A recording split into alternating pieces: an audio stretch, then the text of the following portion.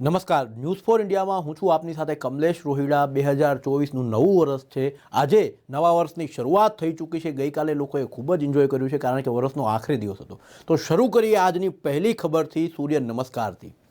આજે નવા વર્ષના પહેલા દિવસે મોઢેરા સૂર્ય મંદિર ખાતે રાજ્ય કક્ષાના સૂર્ય નમસ્કાર સમારોહમાં 2500થી વધુ લોકોએ એકસાથે સૂર્ય નમસ્કાર કર્યા છે।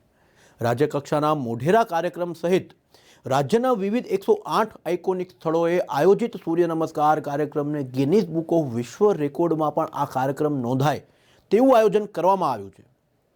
તેમજ ગુજરાત રાજ્ય યોગ બોર્ડ, રમતગમત, યુવા અને સાંસ્કૃતિક પ્રવૃત્તિઓના વિભાગ દ્વારા રાજ્યવ્યાપી સૂર્ય નમસ્કાર મહાઅભિયાનનું આજે 1 જાન્યુઆરી 2024ના રોજ આયોજન કરાયું છે।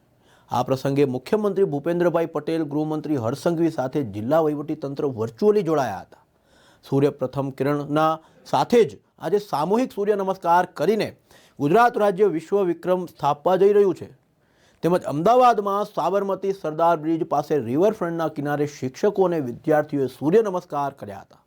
આ પ્રસંગે નાના બાળકોએ સામૂહિક નૃત્ય રજૂ કર્યા હતા। શિક્ષકોએ મોઢેરાથી લાઈવ થતા કાર્યક્રમની સાથે સૂર્ય નમસ્કાર કર્યા હતા। આ પ્રસંગે અમદાવાદના મ્યુનિસિપલ કમિશનર એમ થેન્નારેસન, સાંસદ doctor Kirit Solanki, deputy municipal commissioner Ramesh Merja વગેરે પણ શિક્ષકો અને બાળકો સાથે સૂર્ય નમસ્કાર કરી તેમનો ઉત્સાહ વધાર્યો હતો।